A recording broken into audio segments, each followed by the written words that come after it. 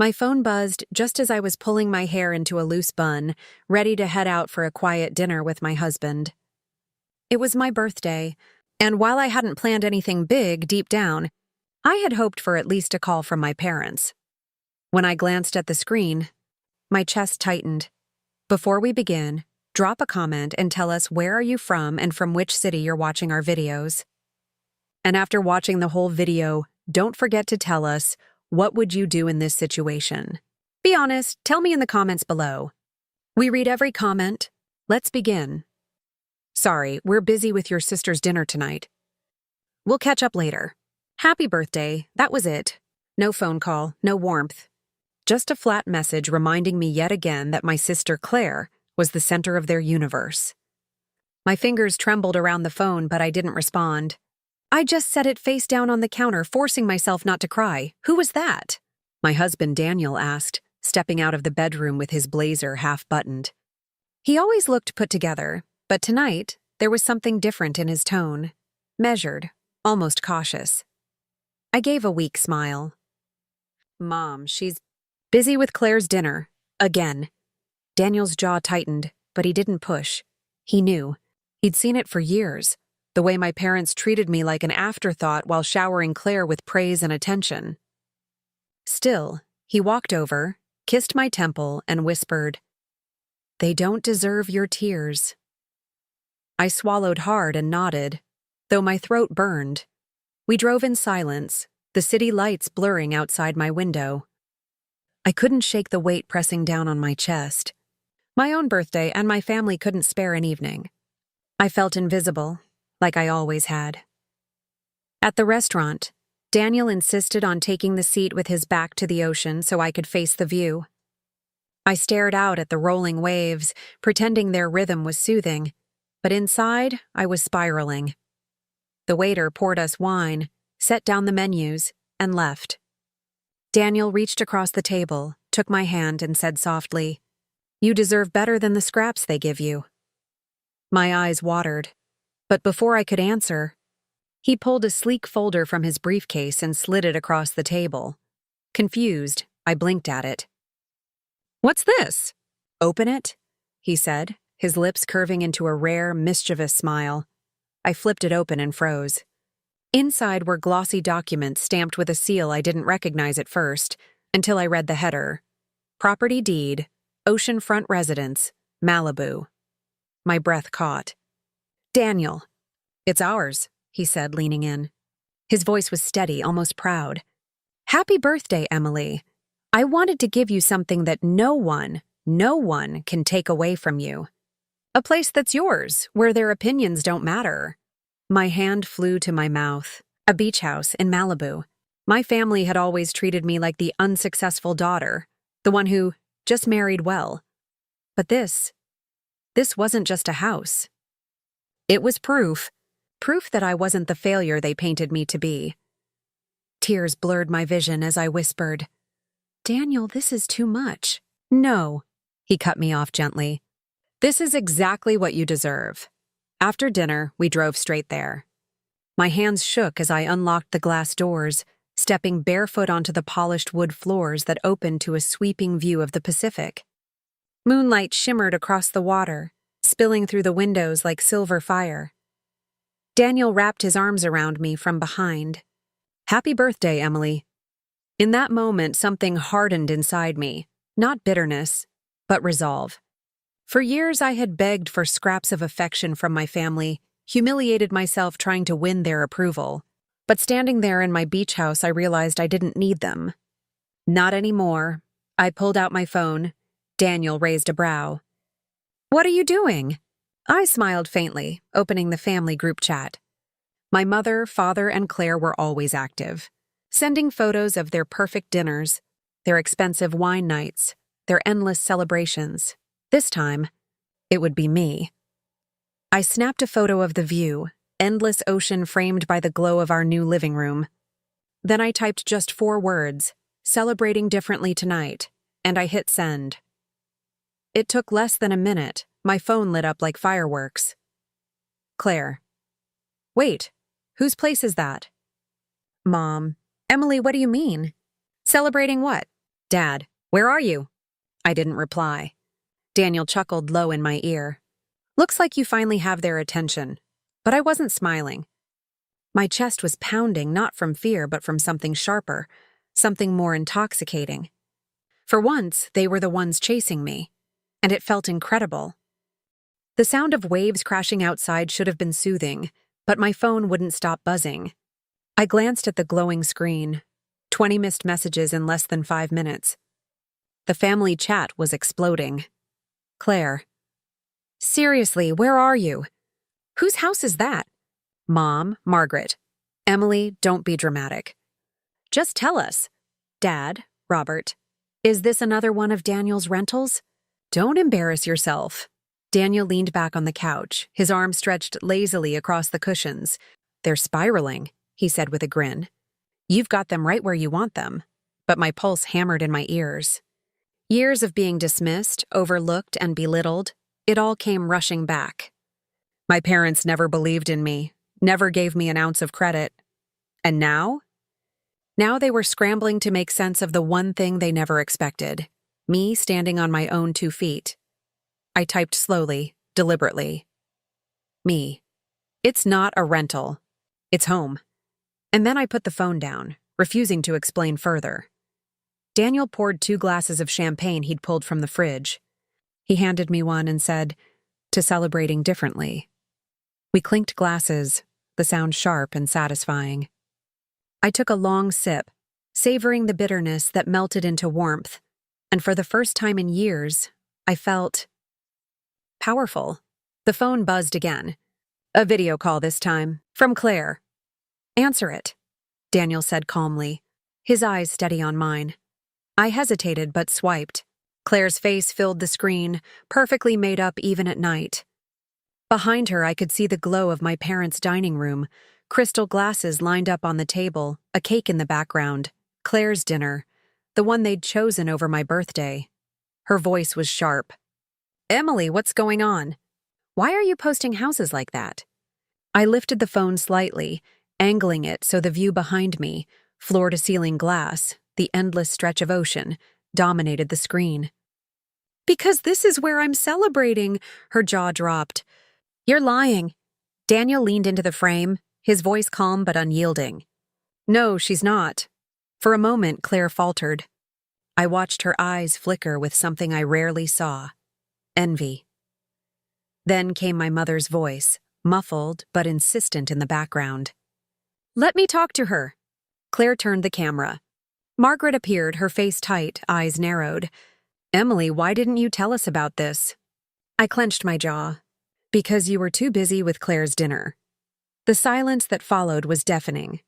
My father's voice cut in from somewhere off-screen, stern and dismissive as ever. You didn't buy that house. Daniel did. Don't act like this is your achievement. My chest burned, but Daniel spoke before I could. His tone was even, measured, but edged with steel. Actually, Robert, Emily's name is on every single document.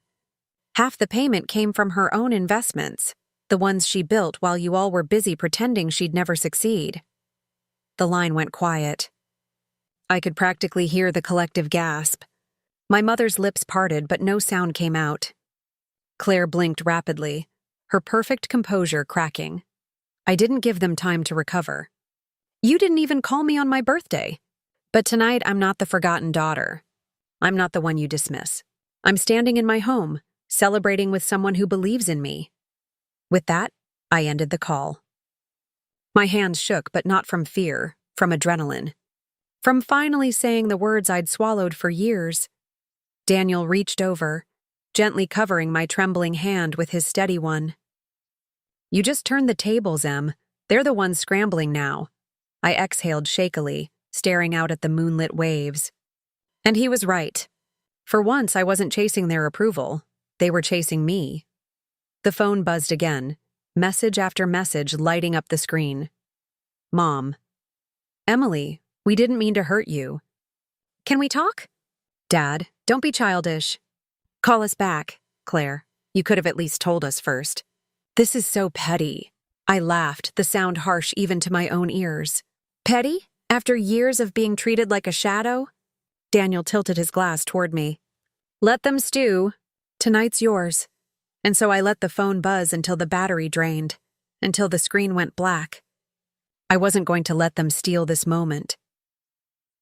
We sat out on the deck, the ocean air cool against my skin, the sound of the tide pulling me deeper into a peace I hadn't known before. For the first time, I celebrated my birthday not by begging for their scraps of attention, but by reclaiming my worth. But deep down, I knew this wasn't the end. My family would not take this humiliation lightly. They'd push back, demand explanations, twist narratives. And when they did, I would finally decide if I wanted to let them in again, or shut the door forever. Tonight was only the beginning. The next morning, sunlight poured through the glass walls of the beach house, golden streaks dancing across the hardwood floor. I stretched, expecting quiet, only to hear the faint buzz of my phone vibrating against the counter. I groaned. Daniel was already awake, standing by the window in a crisp shirt, sipping coffee as if he'd been waiting. "Your family," he said without turning. "They haven't stopped since sunrise." I picked up the phone. Dozens of missed calls. Texts filling the screen. Mom, Margaret. Emily, please, we just want to talk. Dad, Robert. This is immature. Family should stick together. Claire. We're coming over. Don't make this worse, I froze. They're coming here? Daniel set his cup down slowly. Let them. It's about time they see you on your terms. My chest tightened, but deep down I agreed. Running from them hadn't worked before. Maybe it was time to face them, here, where I finally had the upper hand. By noon, a black SUV rolled up the driveway. I stood on the balcony as the doors opened. My parents stepped out first, dressed in expensive clothes that screamed pride and entitlement.